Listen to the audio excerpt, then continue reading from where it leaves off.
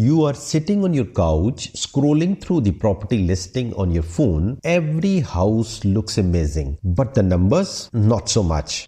And then you start to think, how do people even afford this? I haven't barely saved enough for a weekend trip, let alone a down payment. That's where I used to be. But here's the thing. Investing in property with little money is possible. Let me tell you how it works. When I started, I thought you needed a mountain of cash to even think about buying property. Turns out that's not true. You just need to approach it differently. The key is leveraging what you already have or can get access to. Think about it. Not all investments are about putting up all the money yourself. The first time I heard that, it changed everything. And the first way is to partner up with somebody. You don't have to do it alone. Look for a partner who shares your vision. Maybe it's a friend, a family member, or even someone you meet through a real estate network. Split the cost, share the responsibilities, and enjoy the reward together. For example, I teamed up with a buddy of my first investment. We pooled our savings and bought a small duplex. He handled the renovations and I managed the tenants. We both walked away with a profit. Number 2, get creative with financing. There are options like seller financing, where the seller acts as the bank and you pay them directly. Or you can look into FHA loans. They let you put as little as 3.5% down if you are buying a home to live in. And here is the big one: house hacking. Buy a property with extra units or rooms. Live in one and rent out the others. The rental income covers your mortgage and you are building equity without breaking the bank. Number 3, start small.